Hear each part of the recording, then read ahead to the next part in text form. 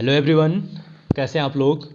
तो हम बात कर रहे हैं क्लास 12th एनसीईआरटी बुक और एक्सरसाइज आपकी है 13.1। ठीक है, इससे पहले वाले वीडियोस में हमने इस एक्सरसाइज के कुछ क्वेश्चन किए हैं, आप लोग उनको प्ले लिस्ट में जा करके देख सकते हैं।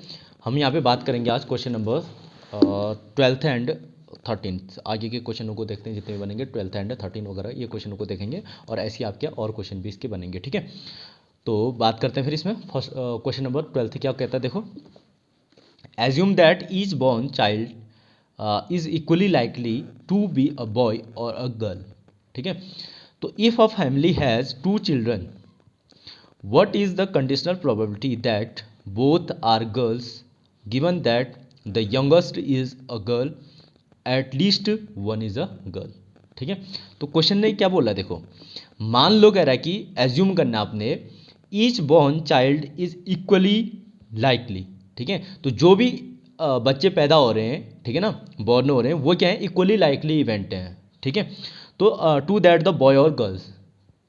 ठीक, इफ़ अ फैमिली हैज़, अगर एक परिवार में दो बच्चे होते हैं उनके, ठीक है ना, a family has two children, या किसी परिवार में दो बच्चे हैं, तो what is the conditional probability, इसकी क्या कंडीशनल प्रोबेबिलिटी क्या है, कंडीशनल प्रोबेबिलिटी निकालनी है। That both are girls given that, अब आपको दिया क्या है, दोनों की दोनों जो बच्चे हैं उसके, वो क्या है, बोथ आर गर्ल्स, ये दिया है। और आपको प्रोबेबिलिटी निकालने की यंगेस्ट इज अ गर्ल, ठीक है, and at least one is a girl, जो उनमें से सबसे छोटी होगी, यंगेस्ट होगी, वो क्या होगी, आपकी गर्ल होगी, या कम से कम एक क्या होगी, लड़की होगी। इसकी प्रोबेबिलिटी आपको फाइंड करनी है। ठीक है, तो इससे रिलेटेड क्वेश्चन पहले, सबसे पहले हम क्या करेंगे, फिर यहाँ पे इवेंट बनाएंगे, इवेंट को जनरेट करते हैं इसका। ठीक है, देन उसके बाद हम यहाँ पे कंडीशनल प्रोबेबिलिटी फाइंड करेंगे। ठीक, तो देखते हैं फिर इसमें। अब देखो एज्यूम कर लो, यहाँ पे एज्यूमिंग करनी है आपने, मानना है एक इवेंट आपका क्या होगा, फिर कुछ ले लेते हैं इसको A1 E1 ले, या EF करके ले लो, या ABC ले लेते हैं। क्वेश्चन नंबर 12 है ना। देखो सबसे पहले तो ये लिख रहे, इसका सैंपल स्पेस बनाते हैं पहले, सबसे पहले। ठीक है, अब यहाँ पे बात क्या होनी है, देखो दो बच्चे होने हैं उनके, ठीक है ना, फैमिली में। अब बच्चों को इंडिकेट जो कराते हैं, गर्ल्स को G से कराते हैं और बॉयज़ को किससे कराते हैं, B से करा लेते हैं। ठीक है, तो अब मान लो दो बच्चे होने हैं, ठीक है, तो सैंपल स्पेस जो बनेगा S इक्वस टू जो बनेगा, देखो ऐसा हो सकता है कि पॉसिबिलिटीज़ क्या क्या है, फिर आप देखो, फर्स्ट गर्ल, उसके बाद सेकंड भी क्या हो, गर्ल हो, G1 G2, ऐसा हो सकता है। ठीक है, फिर ऐसा हो सकता है कि फर्स्ट में गर्ल हो और सेकंड क्या हो, फिर उसका बॉय हो। ठीक है ना, ये हो G1 B2 हो सकता है। ऐसा भी तो हो सकता है कि B1 पहला लड़का हो, फिर उसके बाद क्या हो, लड़की, G2 में गर्ल। ठीक है, और ऐसा भी हो सकता है कि फर्स्ट भी बॉय हो, सेकंड भी बॉय हो। चार कंडीशनें बनेंगी यहाँ पे, समझ गए ना इस चीज़ को। एक फैमिली में दो बच्चे होने हैं, ठीक है, अब वो बच्चों को हमने इंडिकेट करा रखा है G और B से करा लेते हैं, G for girl, B for boy.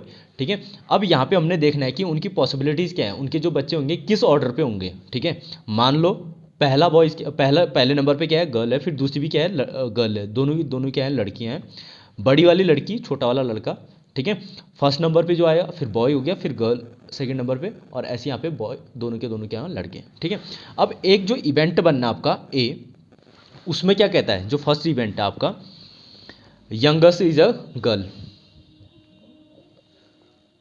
दोनों बच्चे लड़के हैं, सॉरी। ठीक है, जो A इवेंट है, देखो प्रोबेबिलिटी निकालनी है कि बोथ आर गर्ल, दोनों के दोनों क्या होंगे, गर्ल्स होंगी। ठीक है ना, इसकी प्रोबेबिलिटी निकालनी है, और कंडीशनल क्या है, और दिया ये है कि आपका जो फर्स्ट यंगेस्ट होगी और दूसरा क्या होगा, एटलीस्ट वन गर्ल। ठीक है, तो जो A इवेंट होता है उसको ले लेते हैं हम, both are girl, both are girl. ठीक है ना, दोनों के दोनों क्या हैं, गर्ल हैं, तो A इसका मतलब कितना हुआ, फिर दोनों के दोनों गर्ल हैं, तो क्या क्या बनेगा आपका, ओनली वन बनेगा इसमें, ये वाला सैंपल। इसके अंदर जो पॉइंट बनेंगे G1 G2, ये कंडीशन आएगी, तो इसकी प्रोबेबिलिटी निकाल लो। PA इक्वस टू कितना आ जाएगा आपका, 1/4। ठीक है, अब जो दूसरी कंडीशन B दे रखा है इसने, B में क्या बोलता है, देखो the youngest is a girl. ठीक है ना, तो यंगेस्ट क्या होनी है आपकी, गर्ल होनी है, यंगेस्ट इज अ गर्ल। ठीक है, तो यंगेस्ट इज अ गर्ल, तो इसका क्या बन जाएगी, फिर इसके चांसेस क्या होंगे आपका, देखो B जो यंगेस्ट होनी है, ठीक है ना, तो सबसे बड़ी वाली क्या सॉरी छोटी वाली क्या होनी है, उसकी गर्ल होनी है। तो पहले नंबर पे ऐसा भी हो सकता है कि गर्ल हो, और दूसरे नंबर पे भी क्या हो, गर्ल हो, मतलब सेकंड नंबर वाली गर्ल होना है, छोटी वाली को लड़की होना है, ठीक है ना। और ऐसा भी हो सकता है ये वाली कंडीशन में जैसे 2 वाले पे लड़की आनी है, ये लड़की होगी और ये वाला, ठीक है ना। तो ये भी हो सकता है। दूसरी संभावना क्या होगी, B1G2, ठीक है।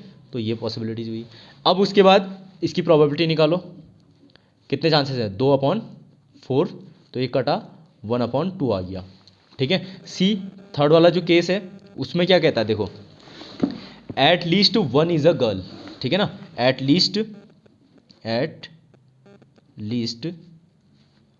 1 इज अ गर्ल, ठीक है। कम से कम एक क्या होनी है, लड़की होनी है, ठीक है। तो इसकी जो संभावना होगी, पॉसिबिलिटीज होगी, क्या होगी, एट लीस्ट 1 अ गर्ल, ठीक है, कम से कम एक लड़की होनी है। तो दो तो हो ही सकती हैं, G1G2, G1B2 and B1G2। B1B2 नहीं होगा इसमें, कम से कम एक लड़की होनी है, ठीक है ना, एक से ज़्यादा भी हो सकती है।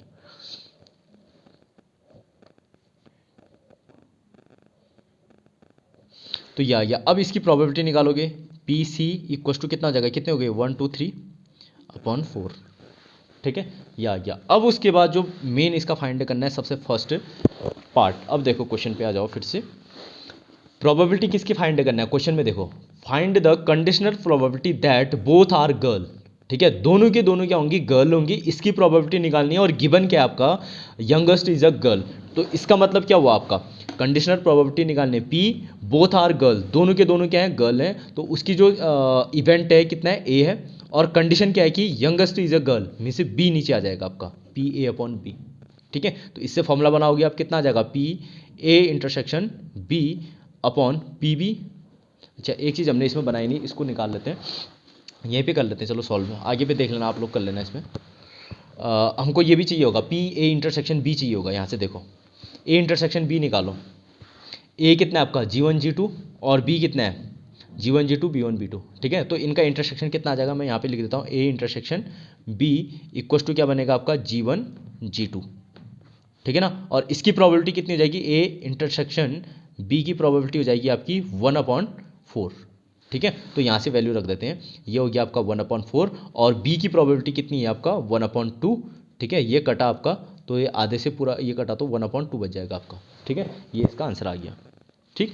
सेकेंड पार्ट, सेकेंड में क्या है फिर आपका, फाइंड वही करना है, कंडीशनल प्रोबेबिलिटी फाइंड करना है, बोथ आर गर्ल, दोनों के दोनों क्या होंगी, गर्ल होंगी, लेकिन जो कंडीशन गिवन आपका दिया है एटलीस्ट 1 इज अ गर्ल। तो यहाँ पे A और C क्या निकालना है आपने, तो A और C का आप क्या निकालो, पहले इंटरसेक्शन निकालो, A/C, A/C इक्वल टू कितना हो जाएगा, देखो यहाँ से A में क्या है, दोनों के दोनों गर्ल हैं, और C में ये, तो यहाँ से कॉमन कितना आएगा, वही आ गया आपका G1G2, G1, ये आपका इवेंट बना। और इससे क्या बन जाएगा, PA/C, इसकी वैल्यू कितनी आ जाएगी, 1/4 आ जाएगी इसकी भी, ठीक है। ये भी कितना हो गया आपका, 1/4 हो गया, ठीक। तो इसकी वैल्यू रखोगे यहाँ पे, कितना हो गया आपका, P प्रोबेबिलिटी निकालनी है, दोनों के दोनों क्या होनी है, गर्ल्स होनी है, और यंगेस्ट क्या होनी है उसमें, sorry at least 1 is a girl, एक क्या होनी है, कम से कम गर्ल होनी है, तो उसका C है आपका, ठीक है। तो यहाँ से प्रोबेबिलिटी बन जाएगी PA/C/PC, ठीक है ना।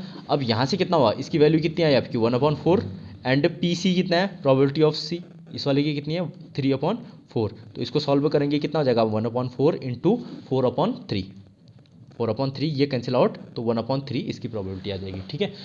तो ये क्वेश्चन था आपका 12th। ऐसे क्वेश्चन देखते हैं अब 13th वाले क्वेश्चन को क्या बोलता है फिर, देखो 13 क्वेश्चन,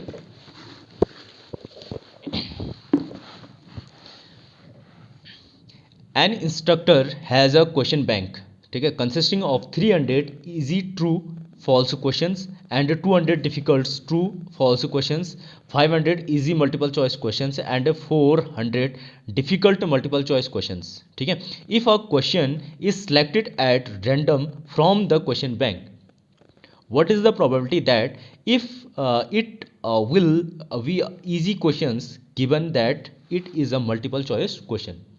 तो देखो समझना है पहले क्वेश्चन को, क्या बोल रहा है, एक इंस्ट्रक्टर है, वो क्या कर रहा है, उसके पास क्या है, क्वेश्चन बैंक है, और उस क्वेश्चन बैंक में जो इजी टाइप के, जो ट्रू फॉल्स टाइप के क्वेश्चन है, क्वेश्चन कैसे हैं, ट्रू फॉल्स हैं, और दूसरा क्या है, मल्टीपल चॉइस क्वेश्चन एमसीक्यूज हैं। अब क्वेश्चन के टाइप हैं, एक तो इजी टाइप है और दूसरा क्या है, डिफिकल्ट टाइप है।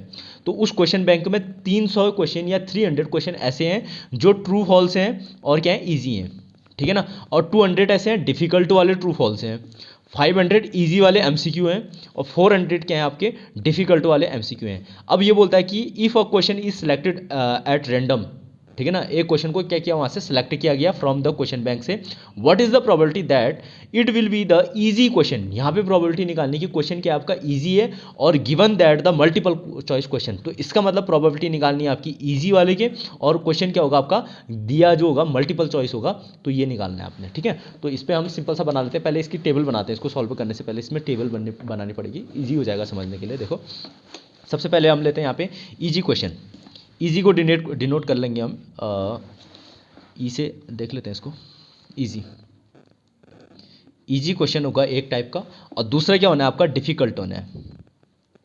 डिफिकल्ट, ठीक है ना। और अगला यहाँ पे क्या होना है, ट्रू फॉल्स, TF, और जो सेकंड टाइप के क्वेश्चन होने MCQ होने हैं, ठीक है ना।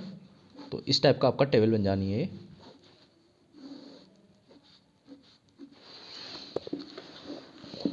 यहाँ पे ले लेंगे, टोटल आ जाएगा आपका। देखो इजी क्वेश्चन क्या है आपके, क्वेश्चन में देखा शुरू में, देखो 300 easy true false type question, 300 है, इजी भी है ट्रू फॉल्स भी हैं, इजी हैं ट्रू फॉल्स हैं कितने, 300, यहाँ पे आ गए। अगले आपके difficult true false question, difficult हैं ट्रू फॉल्स हैं कितने हैं फिर आपके, ये आपके 200, ठीक है ना।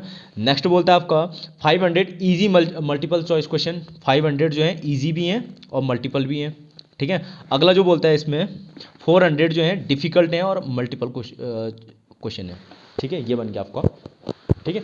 अब यहाँ पे इजी टाइप क्वेश्चन को हम रिप्रेजेंट करा लेते हैं ई से, और डिफिकल्ट को कराते हैं डी से, ट्रू फॉल्स को टी लिख देते हैं, और एमसीक्यू को एम से इंडिकेट करा लेंगे, ठीक है ना।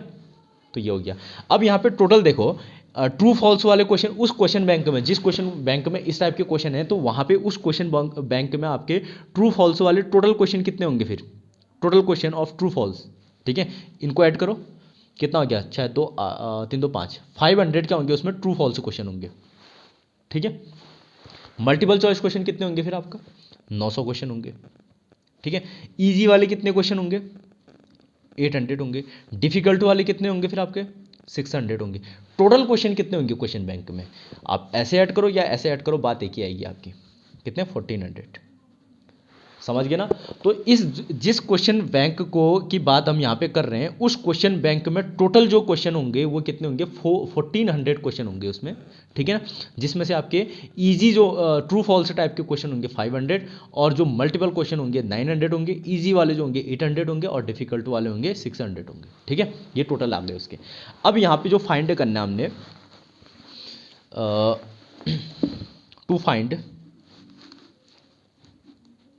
हमको फाइंड करना है यहाँ पे इजी क्वेश्चन, प्रोबेबिलिटी ऑफ किसकी, इजी क्वेश्चन की, इजी को हम ई से डिनोट कर रहे हैं, easy question, it is given that, ये दिया है कि जो मल्टीपल क्वेश्चन चॉइस क्वेश्चन होगा, ठीक है ना, तो मीन से एम, इसको हम एम से इंडिकेट करा रहे हैं, मल्टीपल चॉइस को एम से, ये एम हो गया, इसको हम टी से कर रहे हैं, ठीक है, इसकी जरूरत पड़ नहीं रही, ये हो गया।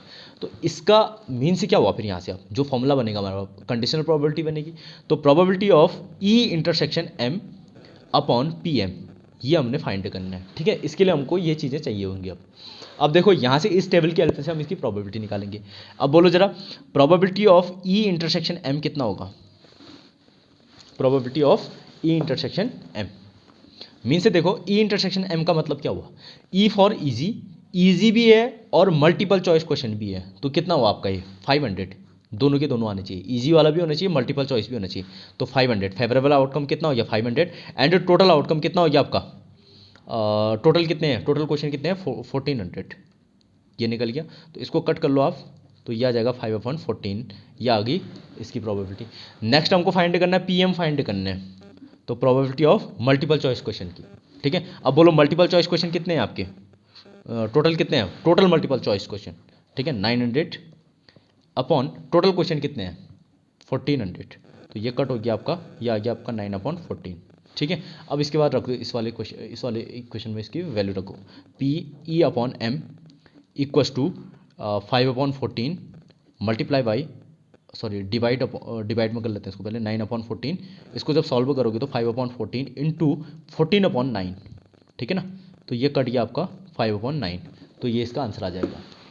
ठीक है, ऐसे आप अगले इसके जो भी क्वेश्चन है इसके आगे के, इनको आप लोग करोगे। ठीक है, नेक्स्ट फिर बात करेंगे और, ठीक है ना। Okay, thank you.